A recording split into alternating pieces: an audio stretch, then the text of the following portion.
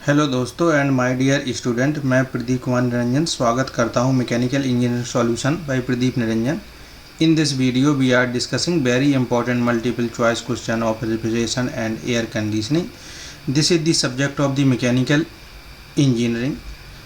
This subject are helpful for upcoming AKTU exam as well as all the competitive exam like public sector, GATE, state government exam. यहाँ पे हम लोगों ने series start की है जिसमें हम लोग REC के इम्पोर्टेंट ऑब्जेक्टिव क्वेश्चन डिस्कस कर रहे हैं और साथ में उनका कंसेप्ट. तो चलिए हम लोग मूव करते हैं नेक्स्ट स्लाइड पर. पहला क्वेश्चन है, ड्यूरिंग दी सेंसिबल कूलिंग और slash heating the specific humidity.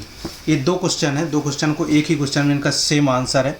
During the sensible cooling और sensible heating of the air the specific humidity. Specific humidity किस तरीके से रहती है? रिमेन कांस्टेंट, इंक्रीजेज, डिक्रीजेज और नन ऑफ दीज. तो इसका सही जवाब होगा रिमेन कांस्टेंट. नेक्स्ट, इसमें भी आपके दो क्वेश्चन हैं. During the sensible cooling of the air the relative humidity. Relative humidity किस तरीके से चेंज होती है? During the sensible cooling of the air the relative humidity. Relative humidity क्या होती है? इंक्रीज हो जाती है. सेंसिबल कूलिंग के टाइम पे क्या होती है? रिलेटिव ह्यूमिडिटी इंक्रीज हो जाती है. और अगर इसमें सेंसिबल हीटिंग की जाए तो सेंसिबल हीटिंग के लिए ऑप्शन नंबर सी हो जाएगा. ये हो जाएगा सेंसिबल हीटिंग, शॉर्ट में लिखे दे रहा है. सेंसिबल हीटिंग के लिए एक क्या हो जाएगा? डिक्रीज हो जाएगी, decrease. Next question, during the humidification slash dehumidification process dry bulb temperature. इसमें भी दो क्वेश्चन है. ड्यूरिंग दी ह्यूमिडिफिकेशन और dehumidification process dry bulb temperature. Dry bulb temperature पर क्या प्रभाव पड़ता है? रिमेन कांस्टेंट होता है, इंक्रीजेज होता है, डिक्रीजेज होता है और नन ऑफ दी. तो इसका सही जवाब होगा dry bulb temperature remain constant. तो जिनके दो क्वेश्चनों के आंसर अगर सेम है और वो सेम तरीके से हैं तो उनको हमने इसमें कवर किया है, जिससे कि आपको ज़्यादा से ज़्यादा इस तरीके से भी क्वेश्चन पूछा जा सकता है. During the humidification process dry bulb temperature remain constant. During the dehumidification process dry bulb temperature remain constant. Next पे आते हैं हम लोग, the humidification slash dehumidification process on the psychometric chart. इसमें भी आपके दो क्वेश्चन है. जो साइकोमेट्रिक चार्ट होता है उस पर जो आपकी ह्यूमिडिफिकेशन और डीह्यूमिडिफिकेशन प्रोसेस को जो रिप्रेजेंट करता है, साइकोमेट्रिक चार्ट पे कौन सी लाइनें होती हैं? Horizontal line, vertical line, incline line, curve line.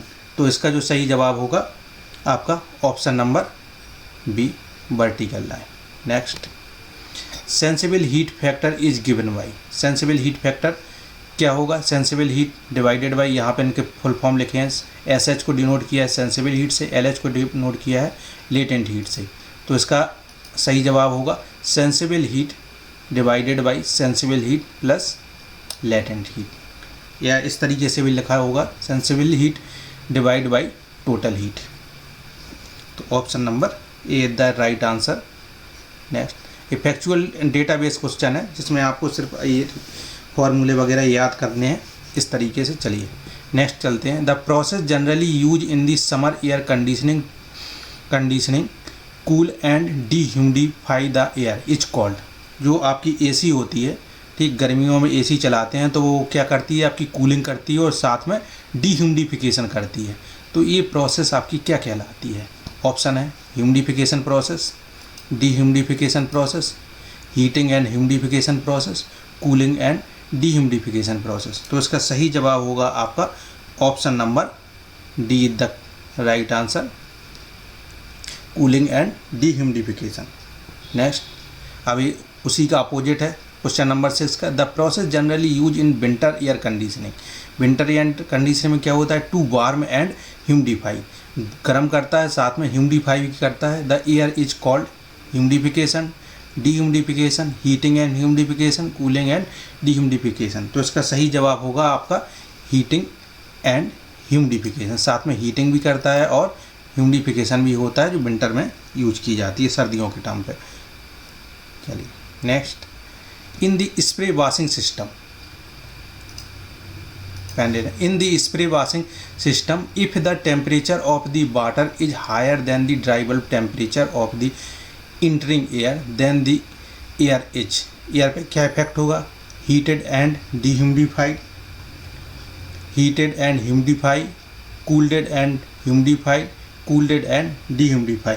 तो इसका सही जवाब होगा heated and humidify. Option number B is the right answer.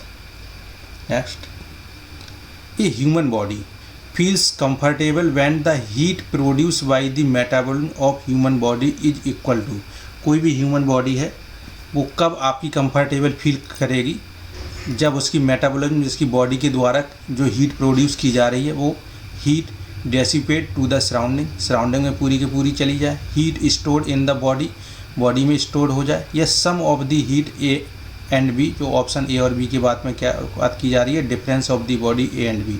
तो इसका सही जवाब होगा option number C, sum of the A and B. Sum of the A and B मतलब heat dissipated and heat stored in the human body. Next, the temperature of the surrounding is higher than the temperature of the body.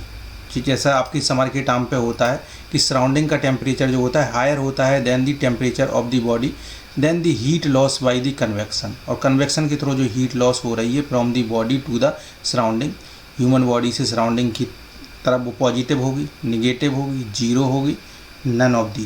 तो इस question का जो सही answer है आपका, और question number 10 is negative. Negative is the right answer, negative होना चाहिए। नेक्स्ट है, the human body feels comfortable when the heat stored in a body. कब ह्यूमन बॉडी कंफर्टेबल फील करेगी, जब बॉडी में हीट स्टोर हो, पॉजिटिव हो, negative हो, जीरो हो, या नन ऑफ दी। अगर पॉजिटिव नेगेटिव में कुछ भी होगा तो हमें यानी क्या होगी, या तो यानी सर्दी लगेगी या फिर गर्मी लगेगी। तो इसके लिए अगर हमें फील कंफर्टेबल, इसमें कुछ भी फील ना हो, सामान्य कंडीशन हो, तो उसके लिए ऑप्शन नंबर सी, जीरो होना चाहिए। Next, the central air conditioning system has overall efficiency as compare to individual. जो सेंट्रल एयर कंडीशनिंग होता है इसकी जो एफिशिएंसी होती है कंपेयर टू इंडिविजुअल में, क्यों central air conditioning system better होता है, क्योंकि इसकी जो ओवरऑल एफिशिएंसी होती है वो हायर होती है। Next, the conditioned air supply to the room must have the capacity to take up the room sensible heat load only, room latent heat load only, both room sensible and latent heat load only, none of the. तो इसमें कौन सा निकल जवाब होगा, तो इसका सही जवाब होगा option number C, both room sensible heat and latent heat. दोनों तरीके की आपकी हीट को कैरी करने की उसकी कैपेसिटी होनी चाहिए। नेक्स्ट है, for the air conditioning the operation theatre in the hospital, the percentage of outside air in the air supply.